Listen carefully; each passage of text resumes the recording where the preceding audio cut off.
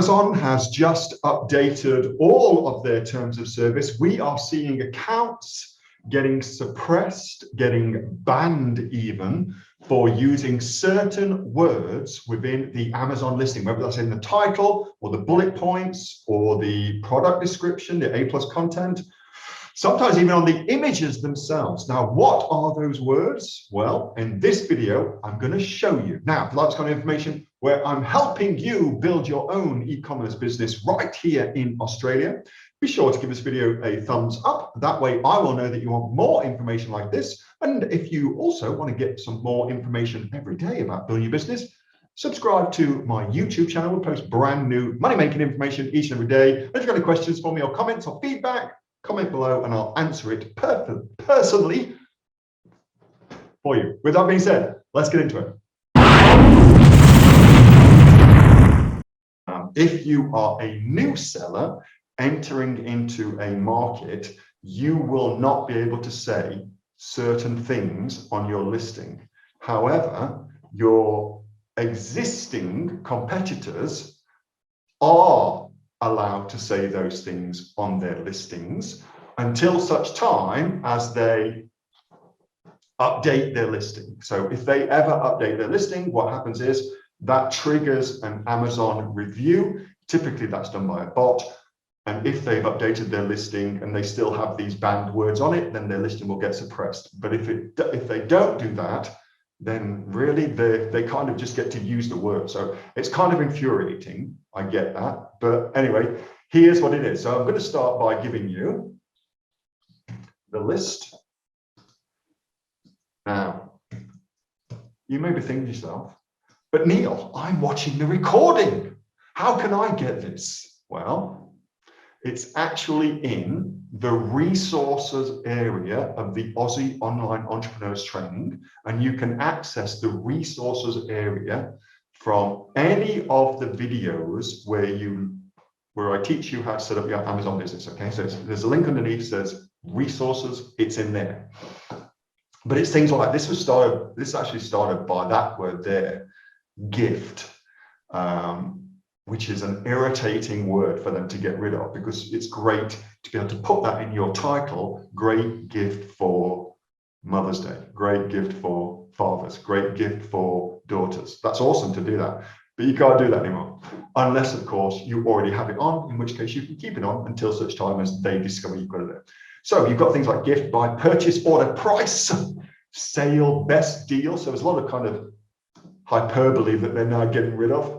But things like as well, guarantee, like if you put that in your listing now, oftentimes when you get somebody to write Amazon copy for you, Amazon sales listing copy, and they do your bullets, there's this thing that they do where they put it's guaranteed in, and I think that's a piss weak bullet point, but they'll put it in. They can't do that anymore. So if you find them doing that, you can't do it anymore. So I've got that list. And then the fantabulous Rosie Kovacs also came up with a brilliant list as well of things that she's seen. And these are like, you can't put the word bestseller on at all anywhere on your listing. I'm not just talking about title, by the way. I'm talking about title, bullet points, description, A+ content. You can't put this stuff anywhere, okay? So don't just think it's one. You can't put FedEx for it. You can't put free shipping, you know what I mean? You can't put free in there anymore. So if you're offering a free thing, like a book or something like that, you need to be very, very careful how you describe that.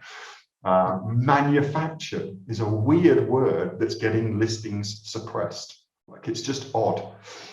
Valentine's Day, yeah, and so there's a ton of those, but this list is a really great place to start. It's not an exhaustive list, but if you find your listing being suppressed, there's a very, very good chance you've inadvertently used a word that shouldn't be on there. And all you need to do is take that word out and your listing can get back up and you can start selling again. It's well worth just having a look at your account and your listings every single day, just to make sure they're still there. So, because Amazon does not send you an email saying, hey, your stuff's been suppressed. You just notice you're not making sales. So Assuming this doesn't affect eBay listings, says Cindy, I don't know if there are similar things with regards to eBay listings. I am by no stretch of the imagination an eBay expert. Sue Josephson sells a shitload more stuff on eBay than I do, and I go to her for my eBay advice. I don't know if Sue's on the call, but that's who I go to for my eBay advice. I suggest that you ask those questions to Sue.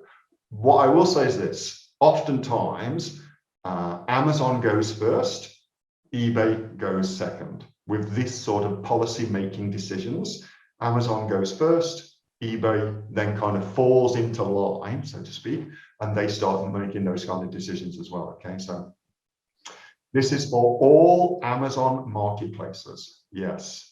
So what happens with that sort of thing is, again, quite irritatingly, the big policy changes always get tested in the US market because it's the biggest market. There's more scope within that market to test this kind of thing. So they always get tested first within small categories. That's typically how it works in the .com, in Amazon.com. And then they get rolled out. Okay, so even if you find that some of these words are okay in a market, rest assured, they won't be for very long. Okay, they won't be for very long. Rob says eBay is much, much easier. It certainly doesn't have the same constraints that Amazon has, for sure.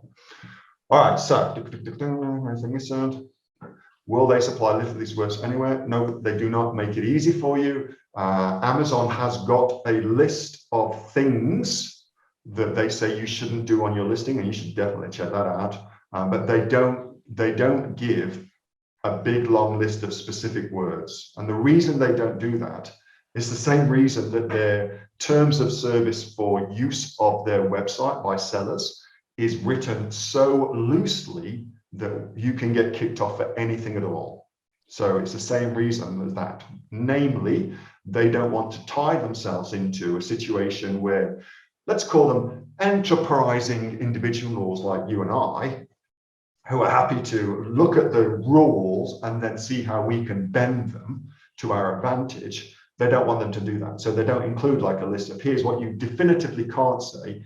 Instead, what they say is things like, don't use hyperbole in your listing. And they say that sort of thing. And then you go, well, what is hyperbole? And that's where you find yourself getting into trouble, because your definition of something is different to other people's definition of something. That was a video from my regular Monday night Q&A session with the members of the Aussie Online Entrepreneurs. We are over 2,500 of us now. We're actually the largest professional community of e-commerce entrepreneurs right here in Australia, with sales, by the way, of over $50 million. If you would like to find out more about what we do, and of course, how we can help you either get started or indeed build your own e-commerce business, grow and build your own business, get yourself off to www.aussieonlineentrepreneurs.com.au. The link for that is right underneath this video in the description, and I will see you on the inside. Bye for now.